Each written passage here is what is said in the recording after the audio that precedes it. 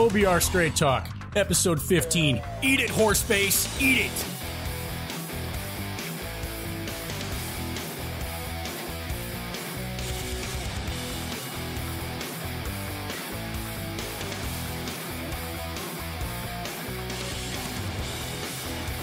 Welcome back, everybody, to another episode of OBR Straight Talk. As you heard Scott, eat it, horseface, eat it? If there's any question as to who Horseface is, that would be John Elway.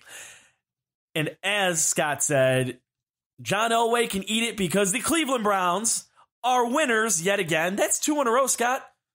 Lou Brown would be proud. We won a game today. We win one tomorrow. That's called a winning streak. That's right, OBR Straight Talk fans, Browns fans, and listeners out there. The Cleveland Browns have won back-to-back football games, and we are having a Victory Tuesday because, unfortunately, thanks to the fantastic water main line people, Scott had to push this from Monday to Tuesday due to some repairs going on outside of his house and studio.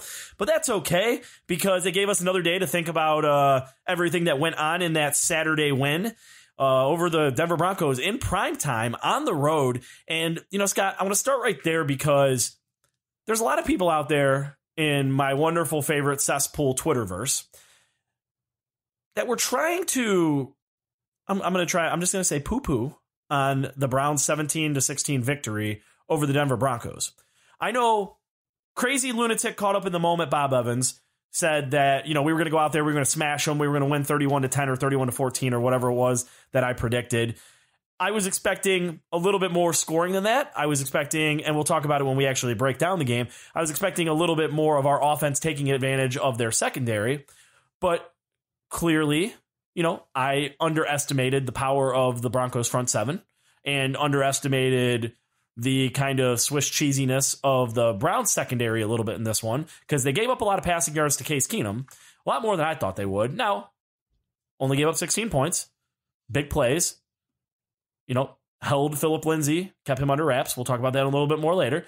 But you know what? I don't like when people are out there, they're trying to minimize the win. It's like you went on the road and won a football game. That was something that before a couple of weeks ago, when you won on the road in Cincinnati, you hadn't done in a few years. Like, let's not try and take away this win at all from this team. Like 17-16, 31-14, whatever it is, it's a win. A win's a win's a win's a win's a win. And until the New England Patriots couldn't hold their end of the bargain on Sunday and beat the Pittsburgh Steelers, like, you went to bed after that win thinking playoffs. Like, you had all of Sunday to sweat football and watch and see if the Browns would realistically have an opportunity to win the division. Like, what more do you people want from a team that many of you 8 weeks ago were probably not expecting this team to win more than 3 football games this year? It's crazy to me. Like, you won a football game on the road in a rough environment against one of the nastiest front sevens in the NFL. Who cares if it was 17-16? It's crazy. We've spent so much time being negative on this team that the fan base doesn't know how to be positive on this team. But let me say, go to hell, Tom Brady. You and your deflated, leathery, undersized balls can go to hell, Tom Brady. We needed you to do one thing, and you couldn't do it. We needed you to do one thing to give us some excitement going into week 16, aside from hoping for, week 15, aside from hoping that, no, it is week 16. I'm all confused. Week 16, hoping for a tie in the last game of the year and a whole bunch of other things. You couldn't even do that, Tom Brady, so screw you. But do not. You want to crap on any Browns victory? Do not crap on a victory against the hated Denver Broncos. Let me, as in the first episode here, dust this fan resume off real quick. I am 38 years old. My first real memory of the Cleveland Browns is The Drive. Glutton for punishment, I rewatched The Drive 2 or 3 times a year every year of my life until I threw my last VCR away sometime in my mid-20s. I can remember Dick Enberg's play-by-play for good portions of that game. I have seen the Browns beat the Broncos once in my life. They haven't had a win since 1990 against the Denver Broncos. I'm pretty sure I saw them beat the Broncos one time in my life. I hate the Broncos more than any team in pro sports, and that includes the Steelers, that includes the Ravens, that includes that school up north. I hate the Broncos. The Browns can lose 32 in a row, and if they beat the Broncos, it's the best win of the year for me. I hate the Broncos more than I hate the Golden State Warriors. That's how much I hate the Broncos. But aside from that, I don't need a fan resume reason to say, don't downplay that win. The Cleveland Browns are 6-7-1. And at one point, this team was 2-5-1. Browns are 4-2 in their last 6 games. I got that right. I didn't butcher that one, correct? They're 4-2 in their last 6 games. You got to go back to 2014 to have a Browns team playing this well. Before 2014, what do you go back to? The fake 4 wins at the end of the Mangini year that didn't matter? And before that, you've got to go back to 2007. And before that, you got to go back to 2002. The Browns have been back since 1999. Before, and if I want to take it back further, you can go all the way back to 1994 before you had a team that was rolling kind of this way, 94, 95. Why are you going to downplay this? Why are you going to go? I mean, you're going to, I don't know. Is Denver a great team right now? No, Denver is a reeling team. They're a team that's injured in key places. Case Keenum is not Aaron Rodgers.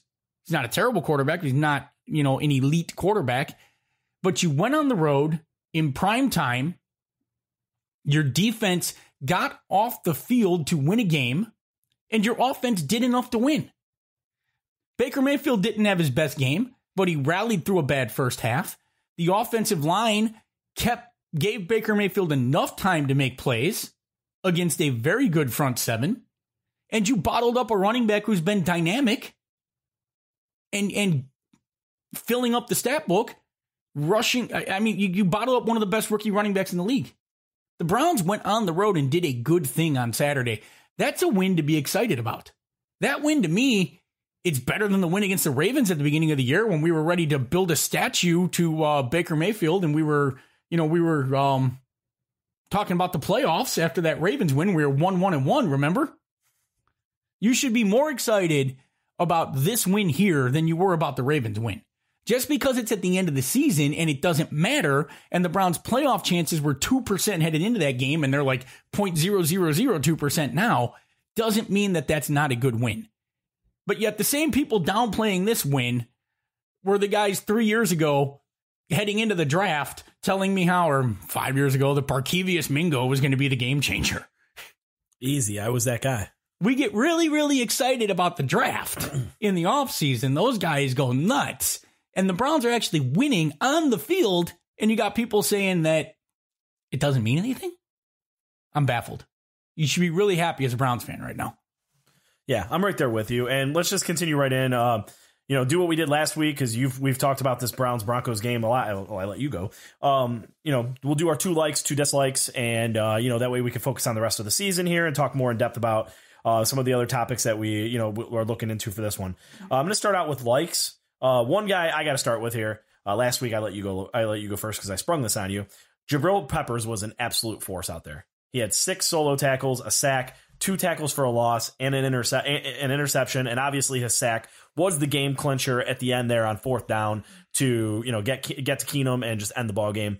Jabril Peppers, everybody has given him a hard time around here. Is it because he's from Michigan? Maybe. Is it more because he was playing out of position last year and looked like utter trash the majority of the season? Probably that.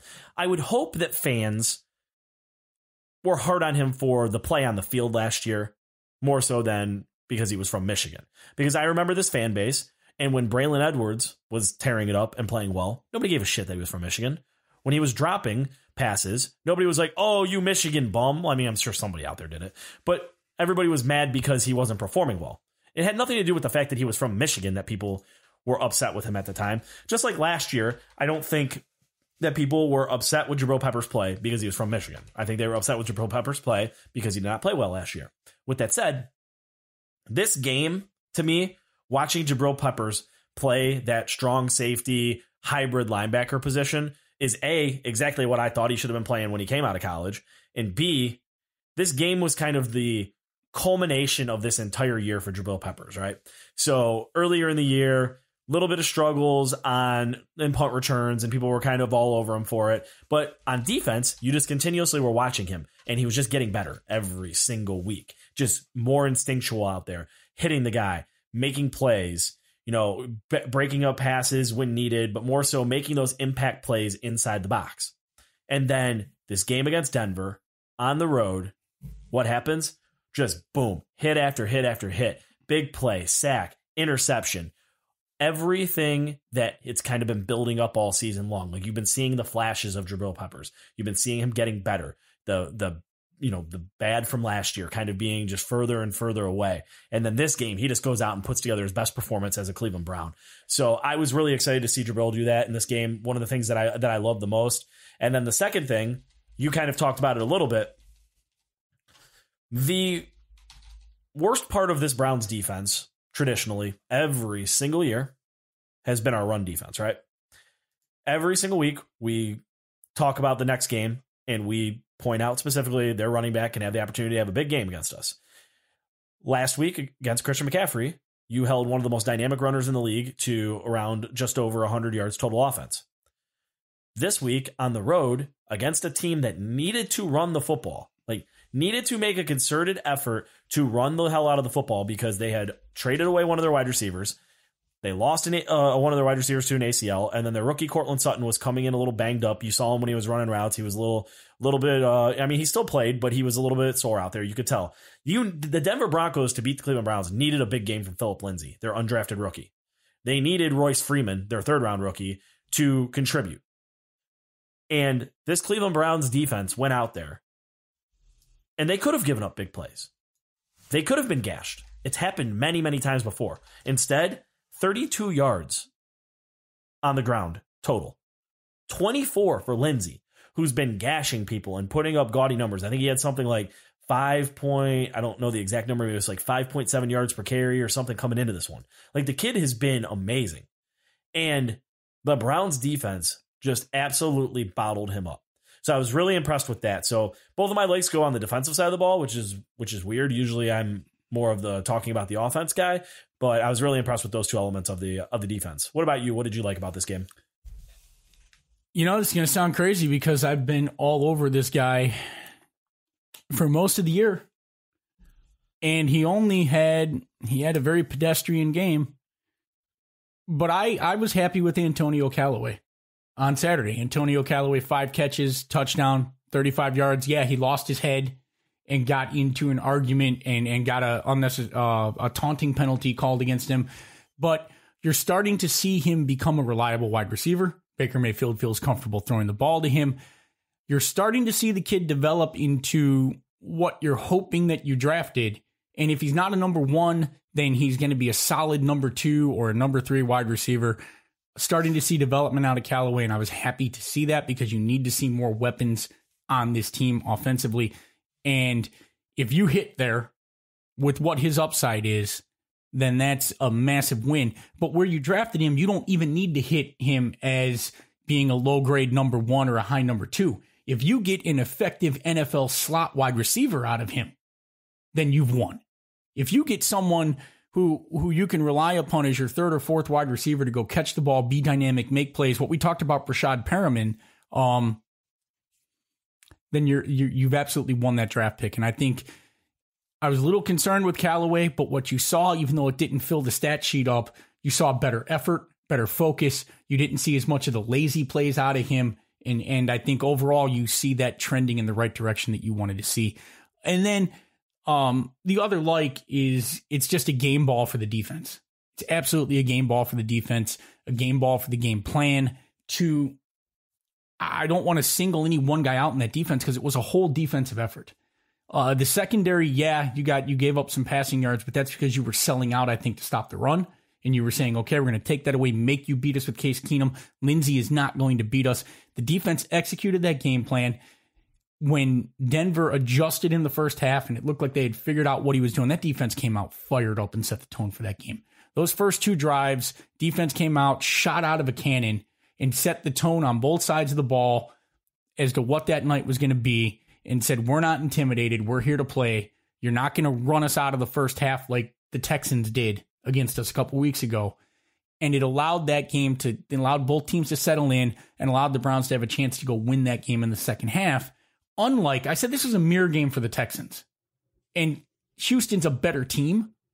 But you came into that game against the Texans and got run off the field in the first half and had no chance.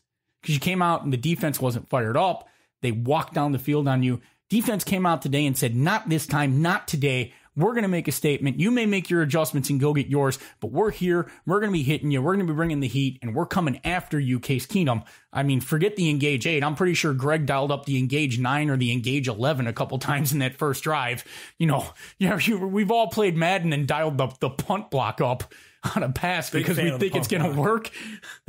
I feel like, Greg was hyper aggressive and set a tone. So it's the is for the defensive philosophy there to start that game. Let's head over to dislikes. You want to start there or do you want me to go? Because I know you just. I'll start with the dislikes. It could be a like, but I did not like Baker Mayfield's first half. And here's why. It would be real easy for me to not be critical and analyze his play right now and say he won. He had a good second half. He learned from what he did, so it's okay. Baker Mayfield came out in the first half, I think, looking to show off a bit. He was pumped up. He wanted to put on a show. It was prime time. He wanted to show the country who he was and what the Baker Mayfield brand was. And he was going to come out there and he was going to make plays. And he was passing up wide open chain movers for 7-10 yards. There was one play he forced the ball in. Jarvis Landry was uncovered. All he had to do was he could have Whedon flipped the ball to him, and Landry would have ran for at least 15-20 yards, and Baker tried to squeeze it into a window. Baker was trying to make show-off plays in that first half, gunslinger Brett Favre plays in that first half. And if Baker just takes what was given to him, you might not be hoping to get off the field in the fourth quarter. You might have been up 24 to what do they have, 7 at the first half? I mean, you might have been up 3 touchdowns at the end of the first half. Baker Mayfield was almost picking out the hardest throw that he could make in that first half and trying to make that throw. It was far from Baker's best first half. And a lot of it wasn't that Baker wasn't sharp. It was that Baker was trying to make throws that Peyton Manning on his best day might not have been able to make. And Brett Favre might have looked at some of those throws and said, that's too small of a window for me to get it through. So that's one of my dislikes. My second dislike is on Greg Williams going forward on 4th and 1 at the end of the game and trying to close that game out there. You're only up 1 at that point. Kick the field goal. Make them score a touchdown. Don't let them get 3 first downs, and then you've got to tighten up your defense. You have to play a different type of defense in that situation. I lost my mind a bit on Twitter. We're going to talk about this more later, but that is a big I think, Greg, I love the aggressiveness. I love that you close that game out blitzing and you went after him and you don't go into a Marty Schottenheimer, prevent your team from winning defense. But I understand the fans love the aggressiveness. That is a case to play smart. That is a case to not pull your Johnson out and throw it on the table for everyone to see and go, look how big my balls are. I'm going to go for it here. That is a case to kick the field goal, go up 4, and give your defense the breathing room to say, we got to make them go 75 yards or 70 yards to go win this game. There is a big difference when you've got to make the team go the length of the field than when you've got to stop the team from getting to the 38 to win the game. And I know there's people who come out there and maybe come up with some analytics to show me why I'm wrong, but I really think that it changes the mental mindset of your defense and allows them to play freer and attack more in that situation. So my dislikes, penalties, 6 for 75 in this one.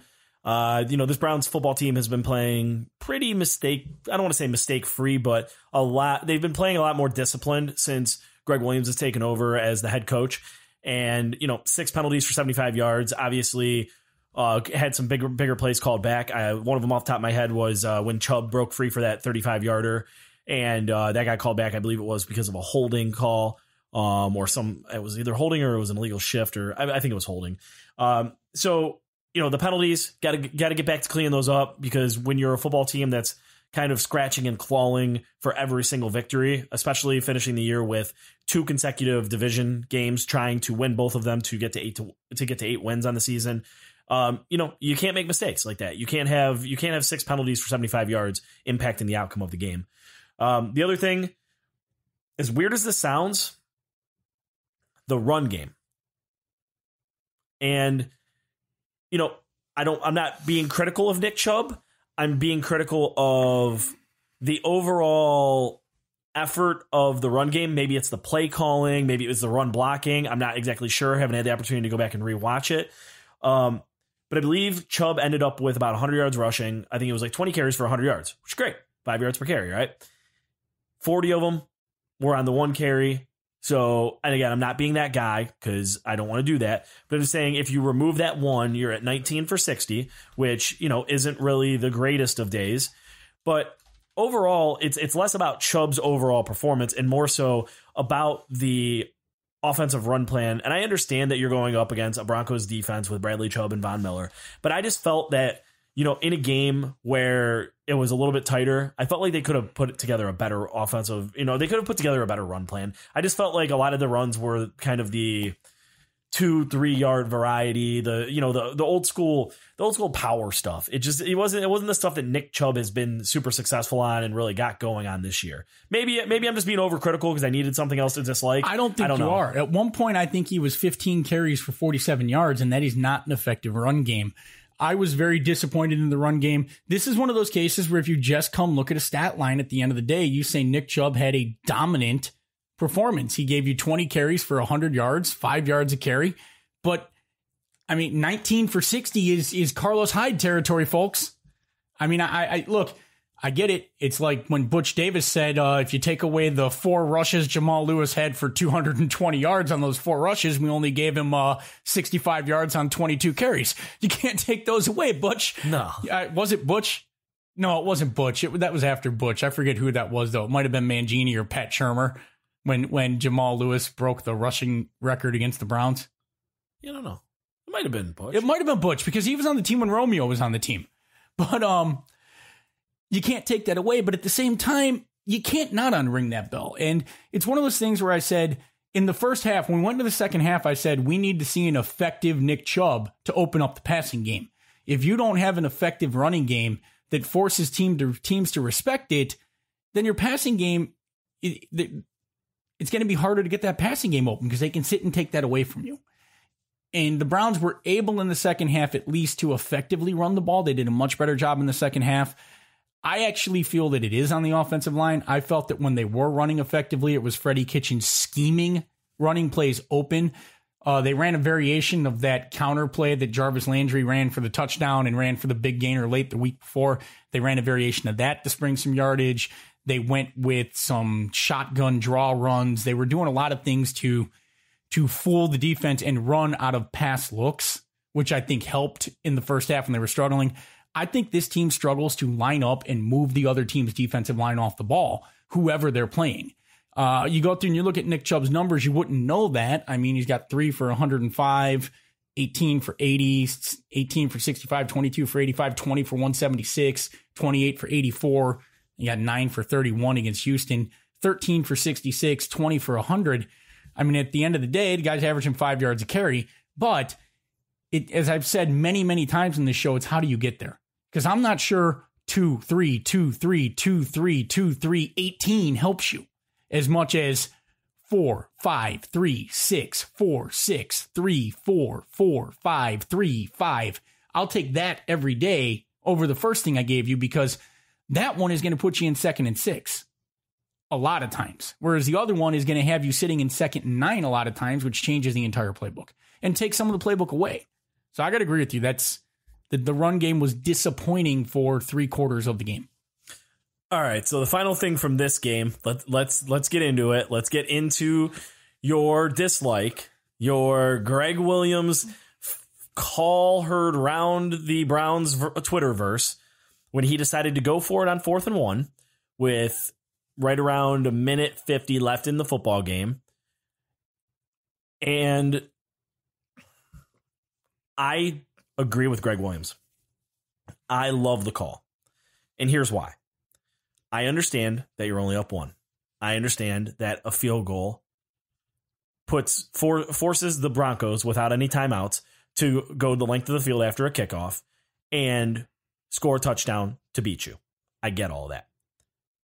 But on the other side of the argument is you have a football team with a good running game, with a running back like Nick Chubb who doesn't get stopped behind the line of scrimmage, guy who keeps going. You have momentum. You have the team that's playing their ass off, and you have a yard to go and just end this football game on the road. This is that moment where pretty much every other head coach is going to go for it here. Bill Belichick is going for this. He's pushing Tom Brady forward for 1 yard, or he's lining up one of his 72 different running backs that you've never heard of, and he's going forward and he's getting a yard and he's ending the football game, and everybody's calling him the smartest man alive after he gets the first down. I mean, this is literally the backlash on Twitter was kind of intriguing because it took me back to the Raiders game when Hugh didn't go for it, right? That's what happened in that game. Everybody wanted him to go for it, but he didn't go for it on the other side of the field to end the game. Like he was in his own territory, and it was after the call that got overturned, the first down that got overturned, and then it was 4th and short, and everybody wanted to go for it, and he didn't end up going for it. I believe this is exactly how it played out, and everybody was pissed, right? And you were in your own territory when everybody was pissed. So this is one of those scenarios where Greg Williams was damned if he did and damned if he didn't, right? I think that's a slightly different scenario because you were up 7. They were up 7 against, and you couldn't have kicked a field goal. So your options were punt or go for it on 4th and short. That to me is a different scenario. I know it's not the exact same scenario, but I'm saying that we're talking about a fan base that was pissed off because he didn't go. And now you're mad at Greg for being aggressive and trying to end the football game. So here's where I break it down. This is what I was talking to subscribers about this week. I look at this as not as cut and dry as just, okay, I either end the game or I don't. Like I look at it from 2 scenarios. All right. And we talked about it a little bit before the show started. So you go for it, you end the football game. If you get it, it's done and over with. If not, they've got to go 80 plus yards with no timeouts. Not 80 plus yards. They've got to get into field goal range, which is basically like 50 yards, 50, 55, 60 yards to get into field goal range to have an opportunity to beat you with 1:49 left, no timeouts against your defense that's been playing its ass off and been handling them all day long. You gave up some passing yards, but in this situation, you're going to be playing the pass. So it's not like when you were trying to funnel against the run, like you're actually stopping it. So here's my scenarios. If you kick the field goal, you open yourself up to multiple scenarios that could negatively impact the game. And this is why. All right, you're on the road, noisy. You already have a kicker that kind of likes to shank the ball or do weird kicks. And yes, they go in, but the shit's just never. It's always a disaster with Greg Joseph. Like I can't even watch him kick sometimes. All right, so you line up to kick that field goal. You now open yourself up to a botch snap, a block kick, a missed kick. All of those end up in field position, probably right around was wherever the ball is spotted. So you're talking about 35, 40 yard line, probably. All of those end up with giving the Broncos better field position to try and get into position to kick the game-winning field goal. And I mean, we're not talking about just a few yards here. If he misses, if that is blocked, whatever that scenario is, you're giving them an extra 17 yards of field position from where the ball is snapped, because that's from where the ball is snapped to where the ball is kicked. It's roughly 17 yards, I believe, is what the total is. Or is it 7? I don't know. It's one of the two. But anyways, you're still making them closer to you're giving them yards. I understand that you can't live in fear and that you're going out there, you're kicking a field goal expecting to win, right? So kick the field goal, you make it, happiness ensues. Then you go and you kick off in your scenario, right? Now on the kickoff, you have one of the worst special teams coverage units. So now you open yourself up to more shenanigans that can happen. Then they could take it back to the 50 and, go down and have the half the field. I know I'm speaking in terms of, a bunch of circles and a bunch of what ifs, but my point here is it's not as cut and dry as just kick the field goal, go win the game, and then the game's over because they have to go all the way down the field and score a touchdown. And I know we looked at some of the numbers from Football Outsiders before the show, and we were talking about percentage of drives that end in a field goal, percentage of drives that end in a touchdown, league average. League average percentage of drives that end in a touchdown was like 26.5, and for the field goals, it was like 14.5 or 14.6. So you're basically saying in a normal situation that it's like a 59% chance of no score in a normal drive situation. So going back to Greg Williams' call, you're taking that 59% chance of not scoring and you're magnifying it by the fact that now they have to do it in under 2 minutes with no timeouts and having to get themselves into field goal position against an aggressive defense that's been getting after them all day long. I'm taking those odds. And that's because here's the thing. All I have to do is gain a yard. And then none of those odds matter because the game's over with. And if my guy doesn't get it, like in this scenario they didn't, then I have a 59% league average chance of them not scoring. That's the way I look at it. So there's a lot of numbers to consider here. The Browns' fourth down conversion percentage is 42%. Kansas City is astoundingly, if I'm reading this correctly, 90% this year. And it runs the gamut of 90 to 33%. But let's say you're the Browns, 40% of the time you're going to get the first down, you're going to win the game. If you kick the field goal, you're going to make that field goal about 90% of the time. Greg Joseph is 87% on the year for extra points and for field goals. And that's inside of an extra point, inside of a field goal of 50 yards where he hasn't missed inside of 40. They're going to make that 90% of the time conservatively. And I think that percentage includes that 10% that goes wrong is going to include your misses, your kick sixes, your fumbles, your blocks. 10% of the time, something bad's going to happen.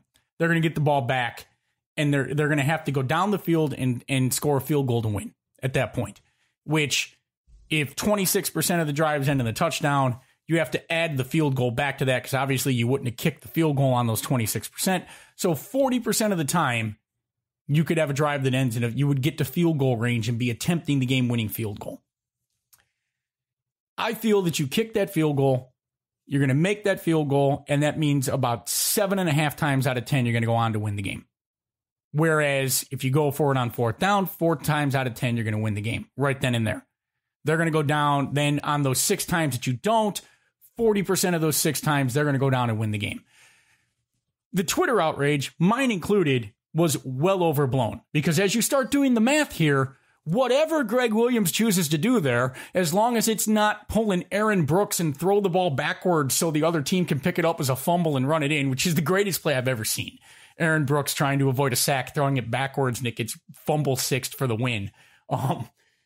As long as that's not the play that you call, your positive EV, to borrow a poker term, expected valuation. I think, and I'd love to see someone who's a mathematician crunch the numbers here. I think you're going to come out somewhere around 65% of the time. If you kick that field goal, you're going to win the game.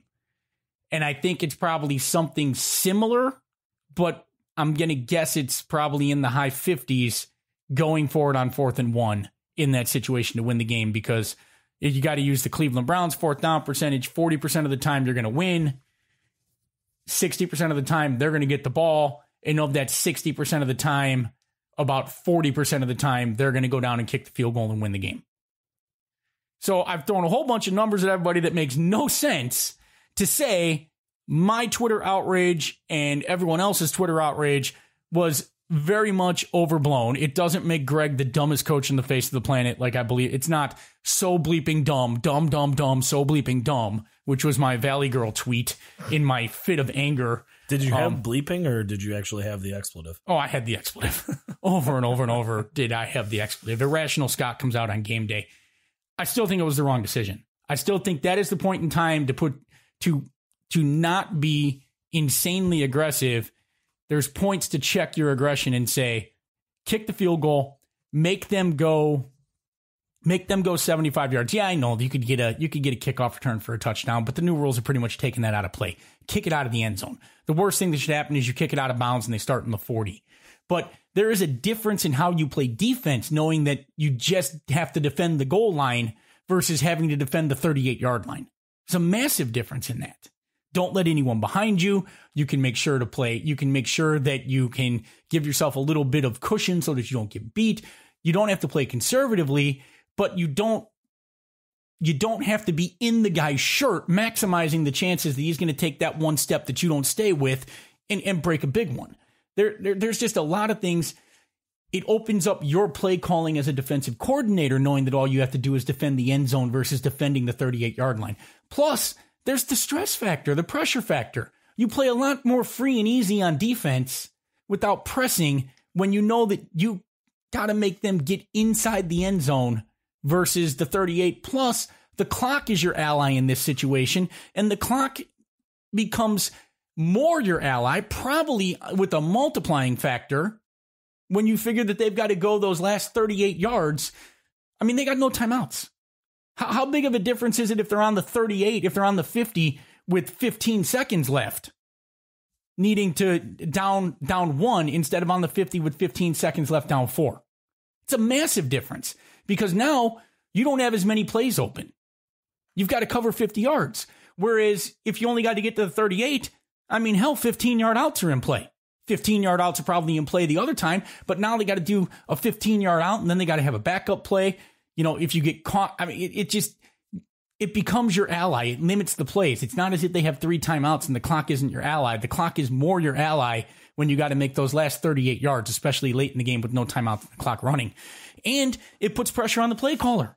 The play caller's doesn't have as much time to think those plays through.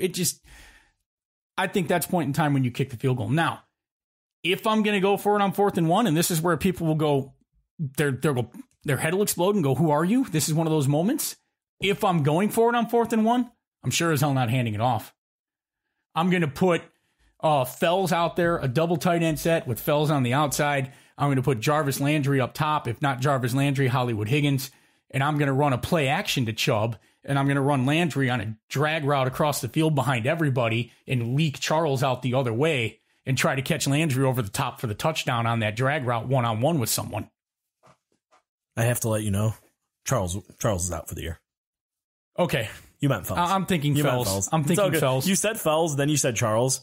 And I was like, does he know if Charles is out? I don't know. So no, I'll let you know. I'm thinking Fells because I'm not thinking Njoku because I want everything to believe that this is going to be a run. And that's why it might not be Landry at the top. It might be Higgins. Yeah. To even say, to make them not think twice and go, why do you put his best wide receiver out here on a run play? And that's if you're going to go aggressive there, go stupid aggressive and pass the ball and win the game that way. So the moral of the story here, everybody, is nobody's right based off of the numbers. Either play he made there was positive. Right. Both plays were positive. The kicking it was a little more positive than going for it and getting stopped. But think at the end of the day, gurus, feel free to tell me why I'm off. Yeah, if we're not sabermetrics guys, we're not in-depth analytic guys. I mean, we both deal with analytics for a living, but not this type of analytics. But so if anybody out there actually has the answer, feel free to tweet us at The Real Bob Evans, at Scott 2824. Wait, what is it now? Scott 2824. 2824. That's what it was. For whatever reason, I wanted to say 2848, but no. Anyways, tweet at us if you have the actual answer statistically. So I think a nice natural segue off of that awesome Browns 17-16 victory over Mr. Horseface is to suck it, Pukeway. Do a little quick news reaction here. Even though when all of you listen to this, you'll already know about it, but I don't think Scott knows. So Pro Bowl rosters were just announced while we're recording. The Browns have 2 starting Pro Bowlers, Denzel Ward as a rookie, and Myles Garrett. They also have 6 alternates. Joel Bitonio, first team alternate. So if any offensive lineman backs out, gets hurt, whatever, he'll be on there. Nick Chubb, second alternate. That's kind of intriguing. Britton Colquitt, even though he was leading all of the punters in votes for the fan vote, ended up being a second alternate. Jarvis Landry, third alternate. Baker Mayfield, fourth alternate. That's very intriguing because we know how these veteran quarterbacks love to take them some Pro Bowls off. And we could have a whole lot of hype over Baker Mayfield as a Pro Bowl quarterback. And then Kevin Zeitler, fourth team alternate on the offensive line. Don't really need to break it down too much, but just any thoughts on, I mean, I'm not a big Pro Bowl guy, but I think it's cool. Like, it's nice accolade, but I don't, I'm not a big, the only all-star games that I really like, I don't like the actual game itself across any of them. I like all of the pregame stuff. So I like the home run derby. I like the skills challenge and the 3-point contest and the slam dunk contest.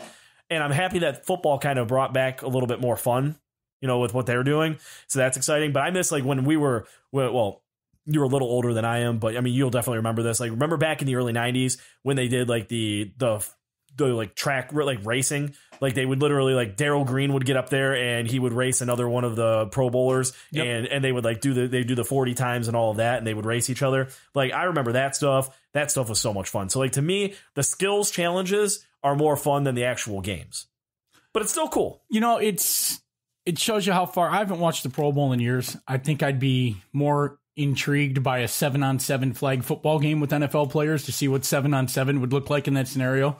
And it might be more fun and interesting to see the creativity they could come up with. How far we've gone with all-star games. Everyone remembers Pete Rose and Fosse at home plate. Sometimes you forget that was an all-star game. You would never see that in today's all-star game. And sometimes people forget that he basically gave the guy a WWE flying shoulder block at home plate full speed. So, yeah, I like it because it's not like years past where you're wondering who's the Browns' mandatory Pro Bowl selection going to be. There's enough talent on this team. Boy, it's odd for me to say that. There's enough talent on this team to have 2 Pro Bowl starters and multiple alternates. So it's good. It shows you where this team has gone to and the direction that it's going. And as I have said all year, good times are ahead. In 2019 and 2020 are going to be real good years for Browns fans. The one thing I do want to throw out there, because I know everybody's probably already talking about it on Twitter, or people will put their snub lists out and all of that for some reason. A little shocked that Demarius Randall didn't get at least like even a 4th team alternate, 3rd team alternate at safety. He's had a very good year. I mean, I don't know where he is exactly on the interception leaders list, but I feel like he's got to be right there around the top 10 in interceptions in the league from the free safety position this year. And, and maybe it's just because he's here, he's our free safety, and we've had basically no free safety for like 5 years or something like that. Tayshaun Gibson had that one great year. Yeah, about 5 years ago. I guess you're right. It is that far back at this point. Yeah. I mean, it was basically 4 or 5 years ago because he got the big contract from the Jags and left. Man, I used to go around calling him the next Ed Reed. Boy, you got to own when you're wrong. The only thing I was probably more wrong about was that Kevin Durant was too weak to play in the NBA. It happens. Could be worse. You could be me saying that the Cavs should absolutely take Derek Williams #1 overall and pass on Kyrie Irving but my rationale wasn't against Kyrie too bad. It was mainly because of all the injuries already. And everybody was like, oh, he's going to be CP3. He's going to be CP3. And I'm like, he's got more Iverson in him than he does Chris Paul. Like, not that it was a bad thing. I thought Derek Williams was going to be a stud. And I loved Kemba. So it was like, and I also liked Knight in that same class. So there were a lot of point guards. I really liked Derek Williams. I thought Derek Williams. I wanted Kyrie and then somehow sneak in and get Derek Williams at 4. But yeah, I knew that wasn't going to happen just because everybody had made it pretty like straight up that he was going to go 1, 2, or 3. But like my dream scenario in that draft was to go Derek Williams at 1 and then take either Kemba or Knight at 4. I mean, Kemba was my guy though. Like, I loved Kemba in college. I'm one of those tournament people that's like, find me the team with the stud guard, and that's the team I'm gonna root for the entire tournament because that's just it's usually so much the way it goes. But anyways, back to football. So Pro Bowl, awesome. Got 2 starters, got a bunch of alternates. Feel bad for Randall. A little snub action there. from here, I was going to say, let's talk about the Bengals, the Ravens, and our expectations for the rest of the season. But I want to start that off with this. On Twitter, always a fantastic, joyous place, the Twitter, I have seen people over the last couple of days saying the Cleveland Browns, because they can no longer win the division, our 2% chance of winning the division, now that 2% chance is gone, the Cleveland Browns should lose their last 2 football games. Son of a bitch, I'm done with this.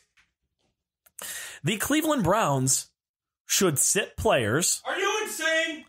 The Cleveland Browns should move away from all of this positive momentum and growth and watching their franchise quarterback blossom into one of the must-see players in the NFL and pack it up and, rest for next year so we can pick a couple places higher. It's all about the draft. It's always about the draft. Who cares about the actual football? What does it matter? Why aren't we losing? I want to celebrate the draft. I don't have a pick in the top 5. This damn winning got in the way. Can we lose so that I can have a high draft pick? It's about the draft. This damn winning is screwing up my draft party. How am I going to get excited about a goddamn number 22 pick in the first round? The 22 pick, it's always terrible. Whedon, Manziel, it's terrible. Can't be a 22 pick. So I wanted to start this off because we're not going to preview the Cincinnati Bengals game this Sunday. We're not going to preview the Baltimore Ravens game for next week because we likely won't be recording due to the holiday, unless we do something, later toward the end of the week, maybe as an actual pregame show type of deal for the Ravens game. So before we talk about our expectations for the rest of the season, I just want to say this. If you're out there and you're on the Twitterverse or you're talking to your friends on Facebook, talking at the water cooler, and any part of you feels like the Cleveland Browns should lose these last 2 football games, this is my open invitation to you to go ahead and take your Cleveland Browns gear, donate it to a small child or an adult in need. I see every Sunday that I'm downtown for the games, adults walking around with Johnny Manziel jerseys on and Jake Delhomme jerseys and Kellen Winslow's and, the next guy. I think I might have saw a Tommy Vardell jersey down there. Tommy Vardell, touchdown Vardell. Tommy. And my boy, I always got to give him a shout out because he's always rocking the Andre Rison jersey. What about a Herman Fontenot jersey? No Herman Fontenot jerseys. But I implore you to provide these fine people who find themselves rooting for this football team every Sunday, wanting them to win, and provide them with your shiny Browns gear. I love you all. Most of you. I love your ability to be a fan. But right now, the past is over with. Tanking for draft position, losing football games at the end of the year, making sure you get that top 5 pick, that top 3 pick, that number 1 overall pick. All of that is over with, people. You are emerging into a winning football team. You have the opportunity to set the tone over these last 2 weeks and say, AFC North, we're here. Baker Mayfield is here. We are here. The future is now. 2019, after winning 8 football games in 2018, the Cleveland Browns are ready to come and stake claim and take over for Ben Roethlisberger and the Pittsburgh Steelers as the kings of this division. And I'm not getting ahead of myself. These are the expectations that you as a fan should have for this football team moving forward. I'm not saying they're going to win the Super Bowl next year. I'm not saying they're going to go to the AFC Championship game. What I'm telling you is that over the last 6 weeks, we have seen enough growth in this football team, in Baker Mayfield, in these young players on this team, to have the expectation to win football games. Finishing the season 8-7-1 is a massive accomplishment for this Cleveland Browns football team, the way that this season started. Ain't nobody talking about 1-31 anymore. The utter turmoil that we went through this year with Hugh Jackson and Todd Haley in a locker room divided, and Baker Mayfield basically telling you that the relationship with Hugh Jackson and the players for the most part was non-existent. Freddie Kitchens and Greg Williams have scrubbed all of that. And we'll talk about them in the future coaching opportunities here in a little bit. But you need to reset your mind frame, folks. This is the opposite of what's going on with your Cleveland Cavaliers right now, where you need to reset and embrace the rebuild and all of that. You need to reset and embrace the fact that the Cleveland Browns are a competitive, exciting, fun to watch, soon to be known as America's new football team, replacing those shitty Cowboys who've been America's football team for my entire adult life, and I don't understand why. Like, you won some games and you won some Super Bowls in the early 90s. Whoop-de-doo. Who gives a shit? You haven't done anything since then. Embrace winning. Expect winning. You have 2 football games left against 2 division rivals that are unraveling. The Ravens, Lamar Jackson looks like he's, turning into the guy. So I won't really say they're unraveling because they're still in playoff contention, but the Bengals are unraveling. Like, everybody's expecting Marvin Lewis to not be the head coach anymore, and Hugh Jackson's going to be the head coach. They don't know what they're doing with their quarterback, Andy Dalton, who got hurt, and now you have Jeff Driscoll playing quarterback. Like, both of these, this is now, the entire division is getting ready to undergo a major upheaval, and the Browns are right there at the cusp of taking it over. So, forget about the NFL draft. We can talk about that in a couple months after we win 8 football games. Reset your minds, folks. Winning football is back in Cleveland. It is okay to be excited about the NFL draft, my prior diatribe aside. It is all right to be excited about the NFL draft. But as Bob said, you need to reset how you go about this. You are no longer looking for flyers for the most talented player with the biggest upside. I mean, you always are, but you're not looking for, you don't need to find the guy to change your franchise. You have that guy.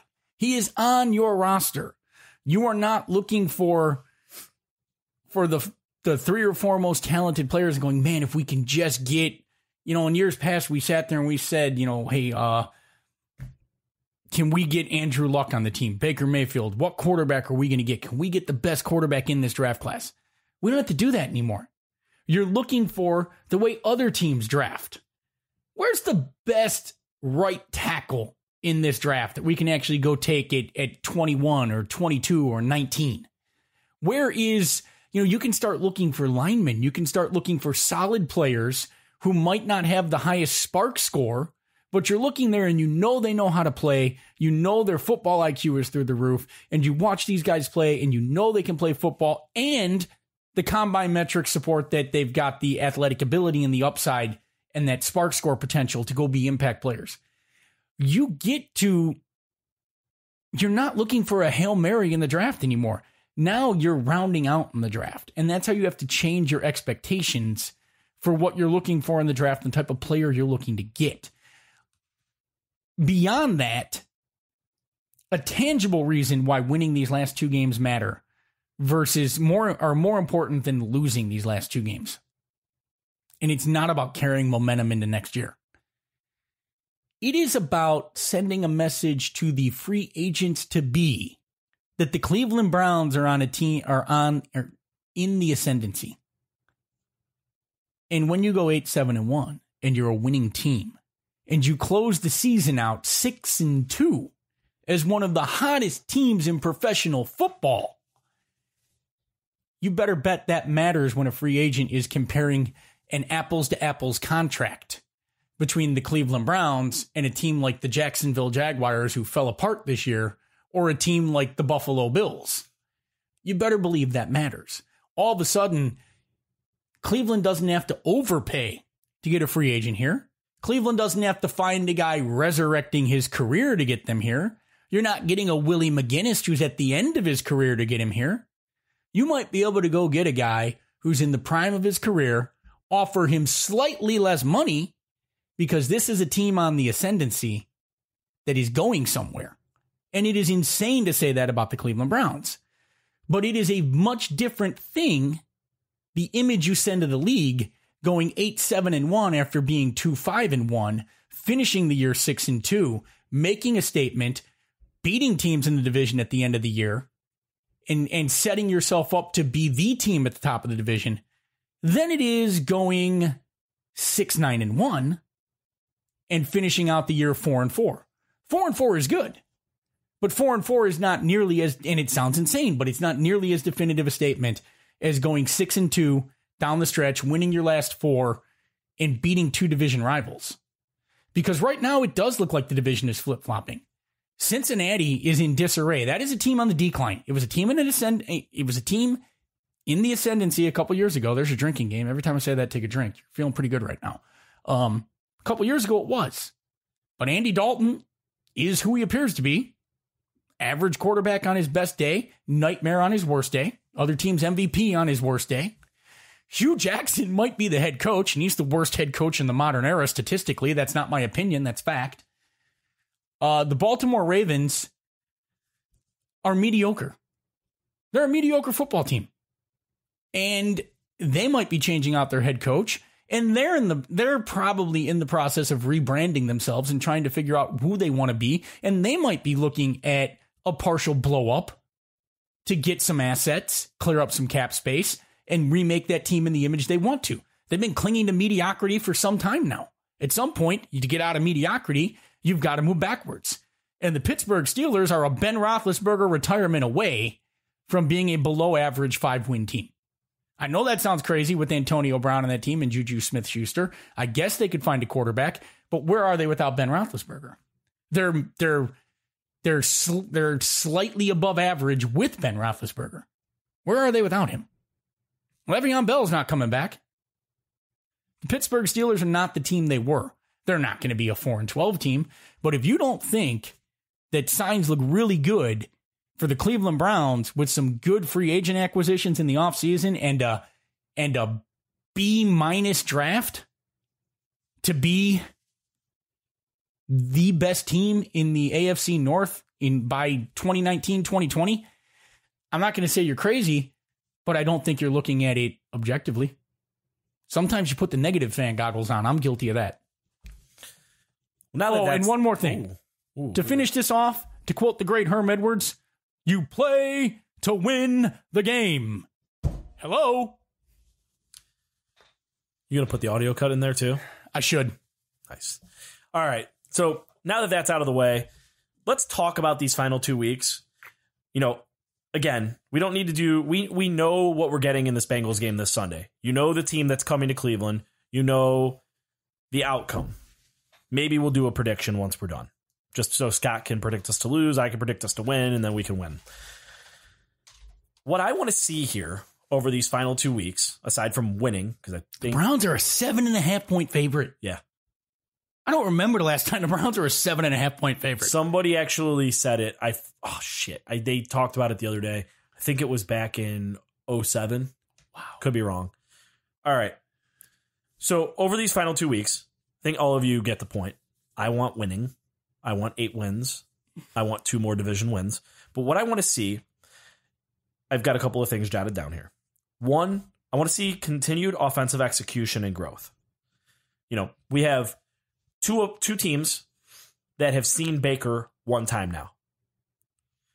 How is he going to adjust to their adjustments to him, right? So the first time, Baltimore saw Baker was early on in the season. There was literally no NFL film on Baker for the most part. Baltimore is one of the best defenses in the league.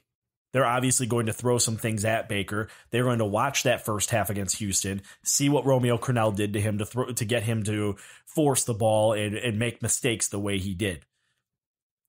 What is Baltimore going to throw at Baker Mayfield in that game, that final game of the year? And how is Baker Mayfield going to react to it? Same thing against Cincinnati. Baker Mayfield went down to Cincinnati and put it on the Bengals in their home stadium in the first half. Baker, however you guys want to put it, made it publicly known he wasn't very keen of Hugh Jackson by not bro-hugging him and by having choice words in the press conference. Cincinnati is going to be coming for Baker Mayfield this Sunday. I don't know if Vontaze Burfict is playing. I can't remember if that clown is hurt or suspended or whatever. He is questionable. But if Vontaze Burfict is playing in this football game, he's 100% going to try to deliver some questionable play hits. You might have a Greg Williams attack the head and the body will die speech. Yes.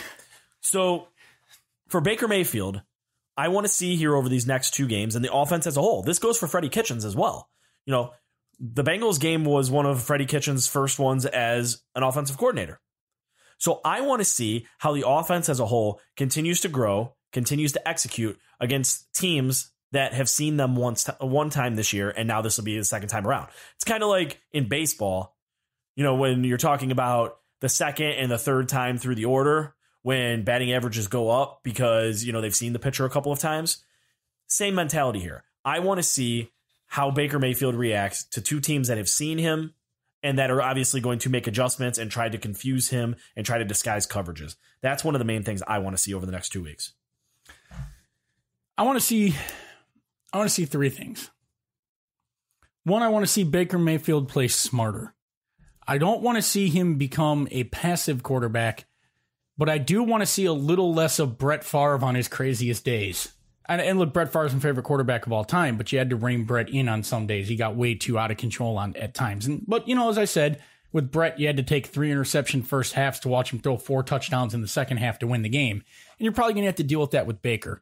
But I'm starting to wonder exactly how much of the field Baker is reading and how many progressions he's going through, or if Baker is deciding pre-snap where that ball is going and waiting for the moment when he can throw his wide receiver open.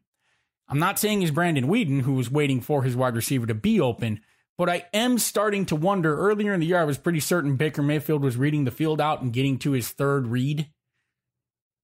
Last week, from what I saw, I'm starting to wonder how much of that is if Baker's reading the field out or if he's deciding this is where this ball is going before the ball is snapped based on what he sees in the pre-snap read.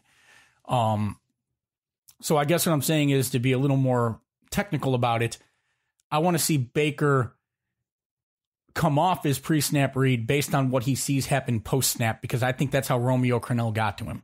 Romeo Crennel showed him. Romeo might have recognized that Baker was falling in love with his pre-snap read, not coming off of his pre-snap read, showing him something was going to be there pre-snap and taking it away post-snap. And I think you saw a lot last week of Baker Mayfield ignoring guys that came open for guys that were very much covered. And I want to see him progress in that regard. 2, I want to see this offensive line effectively run block. I want to see Nick Chubb have good games where Nick Chubb doesn't have to do all of the work to get those yards. I want to see the offensive line open up some holes for this kid and to be able to get 3 or 4 yards before he's touched, because it's just not happening a lot right now. He's making guys miss, and I would love to see some development on this offensive line. 3, I want to watch Terrence Mitchell closely, because I think Terrence Mitchell is a key piece that you have to evaluate in the offseason. Is he your number 2 cornerback? Because at times he has looked like he can be your number 2 cornerback. He has had, he hasn't been elite. He hasn't been great, but he has been above average, and he's played very, very well. And I think Terrence Mitchell's role with the team next year is on the table. He's going to be on the team next year, I believe, but is he going to be on the team as your depth corner, or is he going to be on the team as your second corner? And that decision is going to impact what your offseason free agent targets look like, where you spend that money, and what your draft strategy is. Because I can't say for certain, but if I was John Dorsey, I would not be 100% sure yet that I have my cornerback number 2 on my roster. So that's what I want to see headed out. Way to steal the Terrence Mitchell thing from me. I saw your reaction, man. You lined it off on the notebook. Yeah, I had my exact thing was Mitchell prove he is CB2 for next year, ? So to piggyback off of that, I think Dorsey really set himself up nicely for this offseason at the cornerback position. He signed EJ Gaines to a 1-year deal, gave Terrence Mitchell a 3-year, $12 million deal, minimal guarantees. So if he didn't pan out, he could cut him, move on from him. But if he did pan out, he's got him for 3 years. I think he's like 27, 28. So he's got him for 3 years, kind of toward the end of the prime, and can get the most out of him. signed TJ Carey to the most ridiculous contract. When I saw it, I almost lost my mind at like 4 years, $31 million. We all know I've bitched about it many times on this podcast, but it essentially works out to a 1 year, $8 million deal in terms of the guarantees. And so, in that celebration you just heard from me, I believe as long as everything holds, the Cavs just won at the buzzer. Larry Nance just tipped it in, so that's pretty awesome. By the way, it was 91-90, and Oladipo went up there, had missed both free throws. He had a chance to put him up 3, and he missed both free throws, and the Cavs came down, and it says Nance tipped it in. So, yep, that's a winner. Cavs win. Now, everybody, all of you are listening to this 2 days from now, so you already know the Cavs won, but pretty cool. So, but back to what I was saying about Dorsey. So, Dorsey really set up his next move for the cornerback position nicely. He set a bunch of guys, minimal guarantees, prove yourselves out on this football team. And the one that he actually signed for multiple years, well, realistic multiple years, the TJ Carey deal was never realistic to go all 4 years, in my opinion. The one he signed the most realistic to keep around is the one proving himself. So you have a nice thing there. And I don't think it's an either or, though. Like, I think that you can go into next year assuming that Terrence Mitchell will be your number 2 corner, and you can draft another corner in the first or the second round. And if that kid comes out and he beats Terrence Mitchell out, it's a good problem to have. Because Terrence Mitchell played his ass off before he hurt his forearm. And even since he's come back from hurting his forearm, he's still playing his ass off. You know, PFF isn't the end-all be-all. PFF has him with an average grade. Terrence Mitchell? Yeah. That's not surprising. They actually have TJ Carey ranked slightly higher.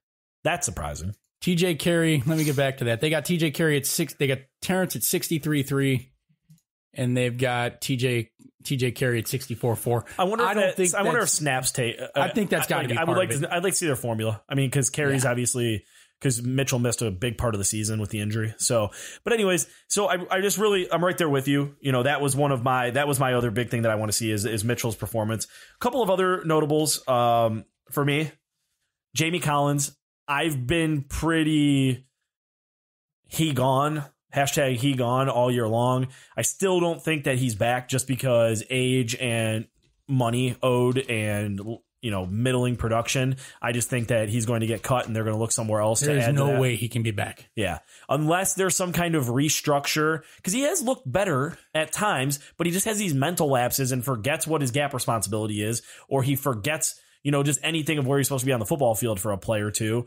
And, you know, it costs the team. As a depth linebacker, if he's on your second string as your depth, you know, outside linebacker or a backup middle linebacker, fine. As depth, I don't want to see Heart of a Lemming as the starter next year. Right. So that's where I'm at there. Another guy I really want to see how things work out over the next 2 weeks is Brashad Perriman. Brashad Perriman signed during the course of the season, so he'll obviously be unrestricted free agent after the year. He's a guy who's really starting to prove with an asterisk that he could stay on this football team. He's not dropping passes like he did in Baltimore. He's not dropping passes like he did at UCF. You know, he's actually looking like a normal receiver out there. And as we talked about on the one podcast, I don't need Brashad Perriman to emerge as my number 1 receiver. But if Brashad Perriman can be my Devery Henderson to my Drew Brees, guy that goes out there and you say, go beat him with speed and make a big play, Brashad Perriman's already showing you he can do that. I mean, that touchdown reception that he had against the Broncos, he mossed him. Never in my life would I say, I can't wait to see Brashad Perriman moss somebody, because watching him in college and watching him at Baltimore, the chances were way better that he was going to drop that pass than he was ever going to catch it. And then the last guy, you mentioned his PFF grade just now, TJ Carey.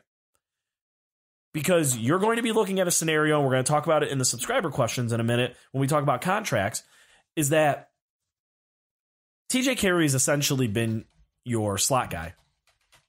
And Calhoun kind of helped out at free safety, and you'll see Calhoun as a slot guy as well when Carey has to go out and play boundary when there were injuries. You have a big decision to make, because Calhoun's set to hit free agency, and Carey has a whole lot of money owed after this year. So you're going to have to make that decision. Like, is 1 year, $8 million of average performance from Carey enough? Cut bait and, you know, keep Calhoun around, get rid of both of them.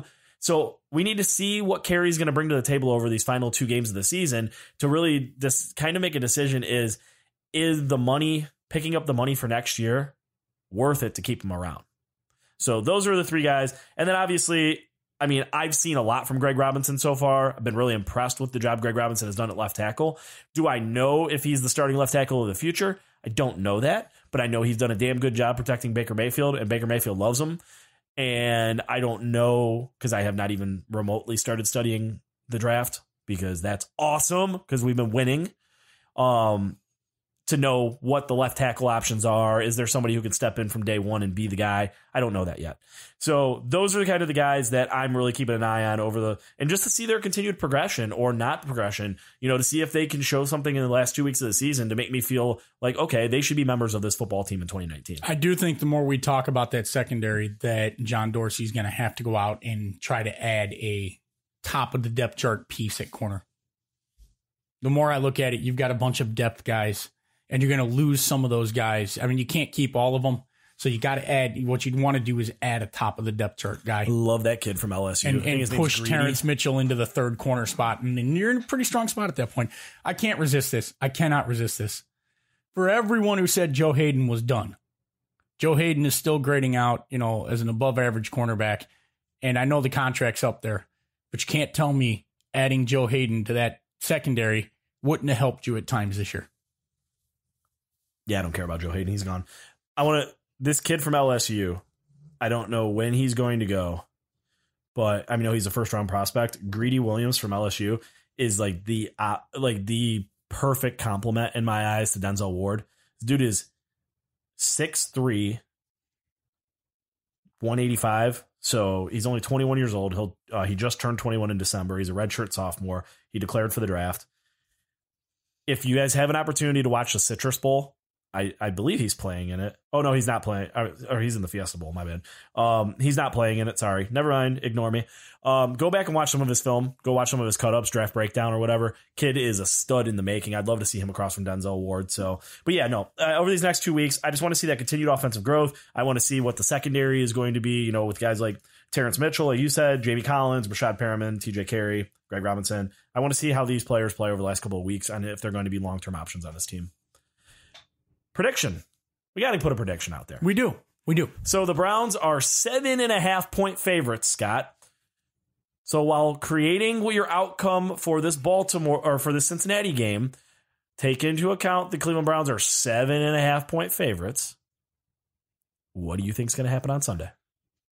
I think that the final score of this game is 31-30.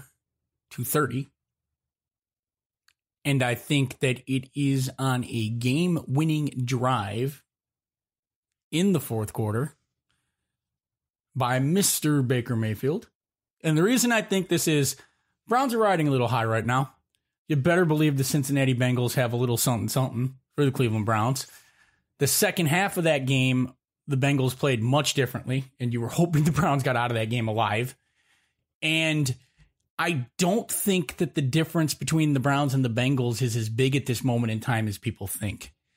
And historically, this is the most even battle in football almost. It's almost down to the points if you look at it. I think it's something like, at one point it was 50-50 and the point spread was like 10 points between the teams.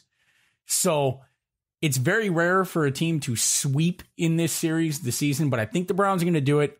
But I think the Bengals are going to put up a fight in this one, and I actually think the Browns are going to have to come back in the fourth quarter to get it done. Hey, everybody, Scott picked the Browns to win. That's a problem. Not good, not good. But you know what? I'm also picking the Browns to win. This game, to me, has two teams, complete opposite directions.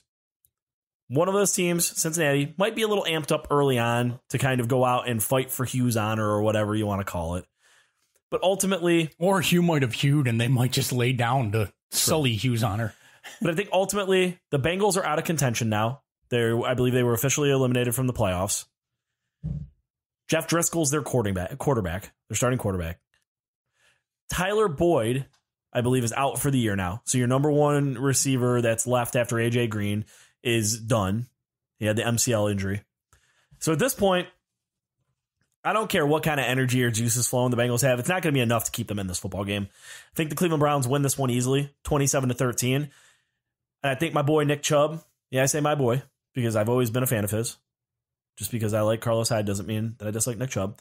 My boy Nick Chubb helps lift me to the Fantasy Football Championship in the Sunday Funday Fantasy Football League with a 19 carry for 151 yards and 2 touchdown performance. It's oddly specific.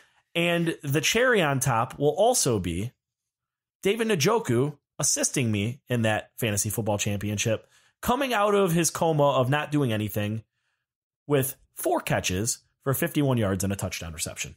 So the Browns are going to score 27 points, 2 Nick Chubb touchdown rushes, and a David Njoku touchdown catch.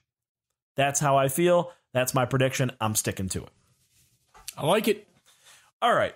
So final 2 topics of the night. Let's go with the subscriber questions first, because I want to save the Greg Williams conversation for last. Only had 1 subscriber question because apparently winning doesn't give us questions. And it came from our boy. I don't know what to do when they win. It came from our follower, W100BLY. Put yourself in John Dorsey's sweatshirt. Very nice. What players would you have at the top of your list to re-sign and extend moving into 2019 and beyond? Would Perriman, Calhoun, and Greg Robinson be on that list? Starting with re-signing. So let's take a look here. Your contracts that are expiring are Tyrod Taylor, EJ Gaines, Carl Davis, Calhoun. Higgins is a restricted free agent. Calhoun is a restricted free agent. Trevon Coley, Earl Watford, Phillip Gaines, Orson Charles, Rod Streeter, Ray Armstrong, Greg Robinson, then a bunch of other people that don't really matter. Justin Burris, Jermaine Whitehead, Kyle Kalis. So going back to the subscriber questions, Brashad Perriman isn't a priority for me, but he's definitely getting to, hey, Brashad, we'll give you a 1-year contract for a few million with a partial guarantee to keep you here, to have you in camp, work with the team the more in the off season, and get you in for camp and OTAs and everything like that, and see if this continues on for next year with another off season of work. Because you have worked well with our coaching staff, we've worked on your hands. You and Baker are developing a nice rapport, but your history says we shouldn't commit to you long term yet. So I would say he's not a priority because I still think that they're going to look at free agency and look at the draft for adding receivers. But on a team-friendly deal, I'd consider bringing him back on a 1-year kind of prove it. Calhoun, restricted free agent. I know his production's been down this year, but we got to remember he's a restricted free agent, and so he's undrafted. So you can just kind of give him a qualifying offer for pretty much peanuts at this point and get him back next year unless somebody really wants to go nuts and sign him to an offer sheet. So I think Calhoun will be back, no problem, unless Greg Williams really just doesn't want anything to do with him. For me, is he a priority? I don't think he's a priority, but he's a guy who's proven that he can play the slot corner position and provide you depth at free safety at the NFL level. And I think a guy like that who knows your system, especially if Greg Williams is still here next year, which we'll talk about after this, is something that can be a big help to the defense. The final one from our subscriber question, Greg Robinson. I absolutely think Greg Robinson should be back. I think you've spent the time. He obviously has a rapport with Bob Wiley. Wiley's gotten the most out of him, said, and he's developing into an above average left tackle. Is he the future franchise left tackle to fill Joe Thomas's shoes? Let's pump the brakes on that, people. We don't know. But Baker trusts him. Baker trusts him way more than he ever trusted Harrison. You can tell that by just watching the football game. Maybe that's a product of Freddie Kitchens' play calling. Maybe it's a product of anything could have been better than Harrison at those last stages of him starting. But I think Greg Robinson has put himself in a position and played himself into a position that he deserves to be on this football team next year. I'm not saying Greg Robinson deserves 4 years, $80 million. I'm not saying Greg Robinson deserves 3 years, $20 million. But I think that he's earned himself some sort of a contract to keep himself to stay on this football team next year. There's only 2 guys on this list of free agents for next year that I would consider giving a longer term contract to, a couple of year contract. And one is Rashad Higgins. And I wouldn't go crazy on a Rashad Higgins contract. I'm not going to give him, league average for number 2 wide receivers. But I do feel that if you can get him for league average, what you're giving a number 3 slot wide receiver, he's not a slot wide receiver, but guy 3rd on your depth chart, because that's what he really is going to round into. If you can get him for something that is affordable, I would look to lock up Higgins for the next, on a 3-year deal or something if you could. I would consider giving Higgins a longer term contract. I'd bring back Brandon Calhoun on a 1 year because you need depth, and he is a proven depth cornerback. He is an NFL player. He is an NFL average guy. Sometimes he's NFL above average, and he's a guy that deserves to be on a roster. And I've talked a lot that the Browns need depth. Bring him back, slot him in as your depth, and then figure out how to fill out the top end of that position. I would also, if you could get EJ Gaines to come back here on a affordable contract. If not, I'd let EJ Gaines walk and put Brandon Calhoun into that depth spot and look to replace him with someone else who is an NFL average cornerback, because that's what EJ Gaines is. I would bring back Greg Robinson, but I would be looking at that more on a 1-year contract to say, prove that you're going to continue to work and develop in. Maybe I'd give him a 2-year contract or a very team-friendly 3-year contract, but I wouldn't be getting very aggressive with bringing him back. The rest of these guys, I mean, if you don't bring back Tyrod Taylor at this point, does anyone care? Watford, Orson Charles, Rod Streeter, Carl Davis. Brashard Perriman is interesting. If I could get him for a 1-year contract, see what he keeps developing into, okay.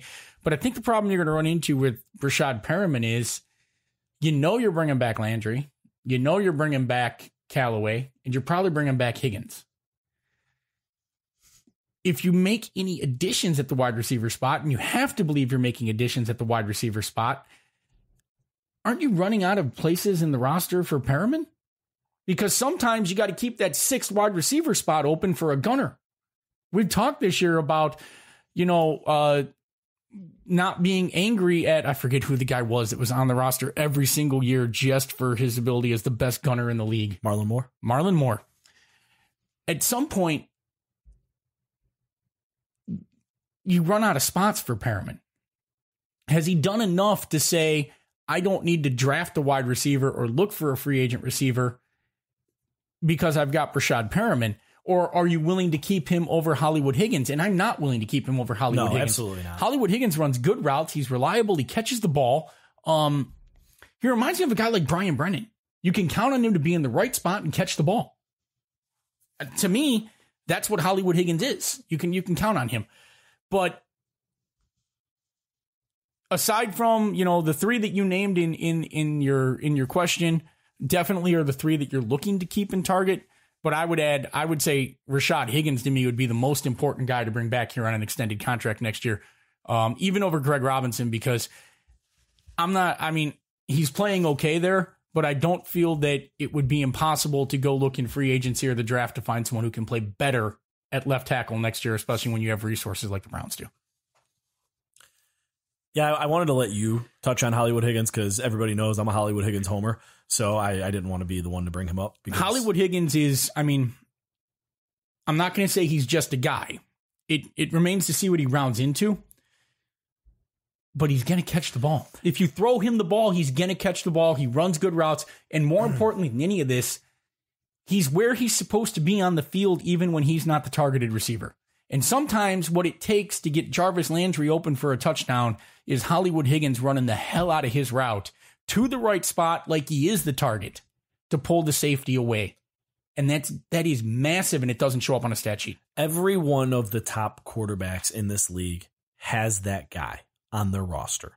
They have that guy they just have a natural rapport with that on another team might be a fringe roster guy.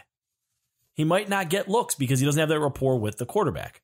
We saw that here with Higgins with the random quarterbacks that have been here the past 2 years. But Hollywood and Baker have worked a ton together. So I know this is actually going to lead into our next conversation and our final one for this podcast. If it's not broke, don't fix it. Apparently that's the moniker of the week. regarding the Cleveland Browns and their future head coaching decision. But regarding the actual players and the execution, you definitely don't want to take away Baker Mayfield's his most trusted target right now. Like, eventually over time, you get more talent in here. They outperform Hollywood maybe, and they emerge as Baker's favorites. Okay, then you eventually, you can move on from a guy like Hollywood. And I'm not even saying that could happen. Hollywood could turn into a 60 catch, 800 yard a year guy with Baker. But if it's not broke, don't fix it. So this is where I want to end the podcast and talk about the Cleveland Browns head coaching search.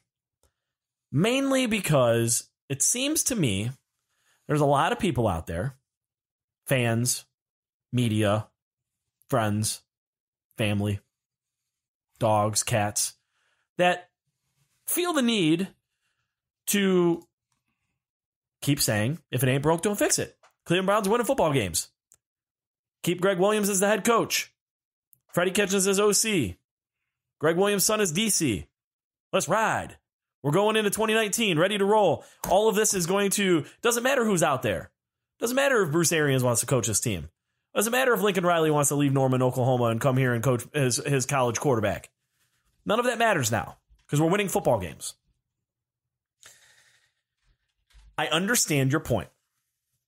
I really do. I get it. You haven't seen winning in Cleveland in a long time. That it's kind of like, I forget who was saying it. Was it on Twitter? Somebody said, somebody hasn't, or maybe it was one of our subscribers.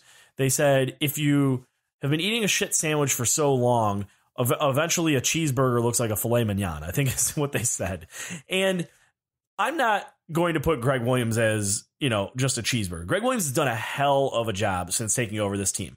A team that needed discipline. A team that needed accountability. A team that needed somebody to fire him up. A team that needed a leader got one. My issue, and you've said it multiple times, is Greg Williams' coaching and his act, is that going to last longer than 8 weeks of the season? Is that something that is going to continue to be able to motivate the players? Is the inspirational come get some bitch leader that Greg Williams is that going to correlate over into the offseason, into the summer? Are the players still going to respond to him the same way after all of the time and then into the regular season again, over and over again, throughout the course of the year? Or are we going to look at a team that isn't as motivated by Greg Williams being the, hey, we had our backs up against the wall, we got nothing to lose mentality, and actually have to game plan for an entire season of, you do have stuff to lose. You have football games to lose. You have expectations now. Can Greg Williams be the head coach of the Cleveland Browns with expectations? Because here is my biggest issue with this mentality of, let's give Greg 2019. Momentum's trending his way. Let's keep him around here. Browns go 5-11 or 6-10 next year. The conversation we're having right now, did we screw up not letting John Dorsey go get his guy? You mean like Mike Pettin's second year? Did we screw up by not going and throwing the Brinks truck at Lincoln Riley? Did we screw up by not bringing in whoever that hot coaching candidate is? Or did we screw up by not bringing in the proven Bruce Arians? And now you're staring down the barrel of well, maybe Freddie Kitchens wasn't the guy we thought he was as offensive coordinator. Now you're looking to blow it all up, and you wasted a year of Baker Mayfield's development. You wasted a year of Myles Garrett's youth and prime. You wasted a year of all of these young players who look like they're coming into their own and ready to take the next step next year on a 5-11, 6-10 because you didn't really get what you thought you were getting out of Greg Williams. So I have a couple questions that I think need to be answered on this before you can definitively say what you need to do here. I've likened a head coach to the business world in an analogy on this podcast quite a few times, where the head coach is the highest boss that you know. You as an employee don't really talk to the guy at the John Dorsey level. You don't talk to corporate. But there's level of management. There's your immediate manager, then there's your manager's manager, then there's that guy's manager. On a football team, you got your position coach, you got your coordinator, you got your head coach. Who has the most impact on you and your day at work every single day? And the question is in that locker room, is this team responding to Freddie Kitchens? Or is this team responding to Greg Williams? Or in this case, is it a little bit of both? Are they responding to Freddie Kitchens on offense? And are they responding to Greg Williams on defense? Because something changed. Something changed significantly in this locker room when Hugh Jackson left. The team that Hugh Jackson coached would get beat by 4 touchdowns by the team that Greg Williams is coaching. And that is not so much even what Greg is bringing schematically or Freddie is bringing schematically. It is the attitude and the mental approach and the chemistry on this team. And sports, no matter what level you play sports on, the first deciding factor is talent. Talent will decide in the end. But when talent is close to even, chemistry will put it over the top. Attitude will put it over the top. That's why they say winning is contagious. If talent is remotely close, and in the NFL, most of the time, talent is remotely close. The difference between the best team in the league and the worst team in the league might be 2 or 3 players. In some cases, it really might. Now, maybe not 2 or 3 players, and the best and the worst, but the difference between winning a Super Bowl and being 2 games out of the, missing the wild card by a game might just be a handful of players on that roster. So I guess what I'm trying to figure out here is, can you remove Greg Williams without removing what brought this team together? And I don't know the answer to that because I'm not in the room. It sounds like what we're hearing nationally is that it's Freddie Kitchens who has brought this team together and provided the spark. And it's Freddie who they believe has changed everything up.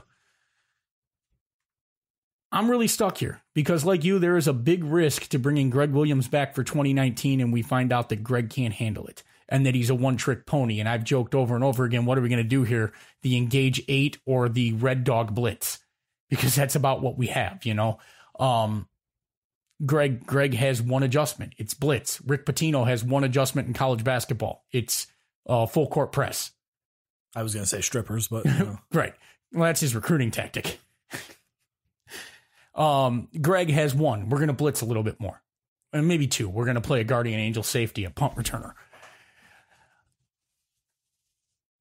If I had to make a decision right now, and you put a gun to my head right now, I'm not getting rid of Greg Williams for Bruce Arians. Yes, Bruce has a pedigree of winning, but I don't think there's that much of a difference. Bruce is 65, Greg is 60. You're talking about older, old school football guys who aren't going to bring anything new and dynamic to this table, even though Greg is playing around a lot with DVOA and analytics, which surprises me for an old school football guy.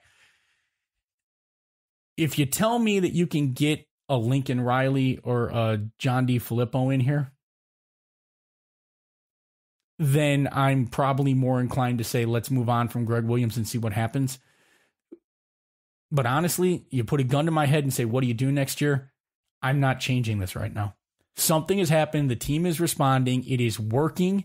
And I almost think it's, you got to be a fool to change what's working when it's been so long since it's been working.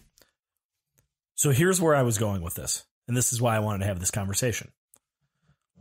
I'm not against Greg Williams coming back as the head coach. I'm not against Freddie Kitchens coming back as the offensive coordinator. I think we all know, and I think anybody that's been interacting with me all year long has known I've been pretty much kind of advocating or telling you that he was going to be an up-and-coming guy. But why I wanted to have this conversation is coming back to this. Jimmy Haslam's gone through a lot of head coaches. This is John Dorsey's first chance to hire his guy as the head coach. If the Cleveland Browns decide to keep Greg Williams as their head coach, it can't be with the mentality that we're giving Greg Williams another year because it's not broke, don't fix it. It has to be because we've evaluated all of the head coaching options. We've gone back to whoever it was that John Dorsey had in mind as replacing Hugh Jackson when he took over as general manager. Because he had a guy in mind. Greg Williams is not his guy. No. He likes that they're winning, but he hates the fact that it has now led to a discussion of whether he has to keep Greg Williams. The same way Holmgren felt he had to keep, was it Shermer? No, Mangini. The way he felt he had to keep Mangini for another year because of the 4 wins. So where I'm going with this is when they put out all of the resumes on the table and they do all of the interviews, we cannot allow emotion and 6-2, because I still feel we're winning both these games, 6-2 down the course. We cannot let those be the reasons why we keep Greg Williams, because it's not broke, don't fix it. You have to pick Greg Williams as the next coach of this franchise. Remove the interim tag, because after looking at all of the options, after evaluating everybody's plans for Baker Mayfield and this Cleveland Browns football team, that not only does Greg Williams have the best plan for the next 5 years, but Greg Williams also, on top of that, already has the team. He doesn't have to come in here and prove himself and earn respect and all of that.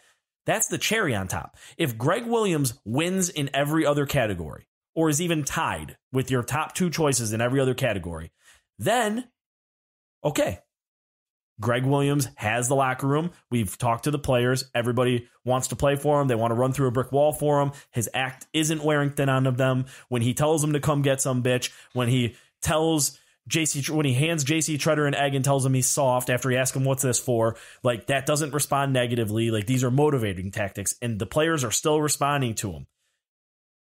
If he is part of your future plan, not 2019, I'm talking 19, 20, 21, 22, 23. If Greg Williams is your guy for the next 5 years plus, do it. If it's not broke, don't fix it in that case. But we're not just willy-nilly, oh, Greg did a good job down these last 6. Let's give him 19 to see if this is going to continue. What if we change the analogy from it's not broke, don't fix it to it's working? It's the arrangement is working. He's getting the most out of this team. I think it would be hard to say you could get more out of this team than he's getting out of this team down the stretch. So at that point, why do you go? I guess I agree with you. You have to believe that Greg Williams is the guy for this team. One contrarian thing to think about. I think the difference between Eric Mangini and Mike Pettine's second year in this case, and Romeo Crennel's additional year, after he had the team 10-6 and then it fell apart, is in this case, I don't think there's a doubt that certain key pieces are in place that are still going to be in place in 2020 if 2019 is a reversal. Baker Mayfield's going to be here in 2020. Myles Garrett's going to be here in 2020. Ogunjobi is going to be here. Denzel Ward is going to be here. These guys are on this team. Nick Chubb is going to be here. Those are core young players that aren't going anywhere. And I think Joe Bitonio will probably still be here. You've got guys on this team that I don't think you had on those other teams. I think you had a little bit of smoke and mirrors, and a lot of smoke and mirrors in Mike Pettine's 2014 team. You had a lot of smoke and mirrors in Derek Anderson in the 2007 team. That 4 wins from Mangini was all smoke and mirrors at the end of the year. I think this is different. I think you have real players. And if you do decide that Greg Williams has earned the job by getting the most out of the team, getting this team to play up to and beyond its potential in its last 8 games, then it's not necessarily that if Greg Williams bombs out and proves that he wasn't up to the task in 2019, that all of a sudden you're back to where you were in 2016. You're not going to be there because you're still starting with Baker Mayfield. You're still going to have Nick Chubb. You're still going to have Denzel Ward. You're still going to have Myles Garrett. You're still going to have Emmanuel Ogbah. You're still going to have Ogunjobi. You're still going to have these guys. You're still going to have Joe Bitonio. You're still going to have this core of players to work with in 2020 and find at that point go, hey, Bruce, you thought you could do this at 65. Can you do it at 67? What's he going to say? No. Yeah, I guess I don't want to waste a year. That's where I'm at with this. I don't want to waste a year. So that's why when I see these conversations out there, if it's not broke, don't fix it. I'll just give them 2019. Like, that's why I want it evaluated. And when they select Greg Williams as the next head coach of this franchise, like, you're committing to Greg for 5 years. You got to hire the guy 3 to 5 years. Yeah, you got to give him at least a 3-year contract. You got to hire the guy that you think is the best coach. You can't stop the coaching search because Greg Williams went 6-2. Right. You got to look at the candidates, and then you got to evaluate and say, who is the best guy to lead this team, to get the most out of this team, to work with Freddie Kitchens. Who is that guy? Maybe it's Freddie Kitchens. who we haven't discussed possibly being the guy. But the point is, I agree with you on that.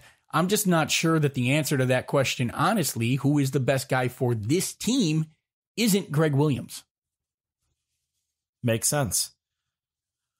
Well, on that note, everybody, I think we've talked your ears off way more, as usual, probably right around our hour 30. This is a long one for us. Oh, yeah. We had some in-depth conversations. But you know what? We had to go a little longer because we're probably not going to have one next week with with Christmas and everything. So with that said, I want to thank everybody for listening, as always. You know what to do. Rate us, subscribe, give us 5 stars. But most of all, I want everybody to have a Merry Christmas, Happy Hanukkah, Kwanzaa, Boxing Day, whatever holiday it is that you celebrate. Definitely have an awesome one of those. Have a couple of drinks. I'll have a couple of drinks for you while I'm down in Nashville, Sunday fun daying it up down on Broadway while I watch the Browns at a Cleveland Browns backer bar, hopefully, because the Titans play Saturday, so I don't have to worry about their home crowd getting in my way. So that's exciting. So on that note, Scott, obviously, have a Merry Christmas. Thank you, everybody, for listening. And as always, go Browns.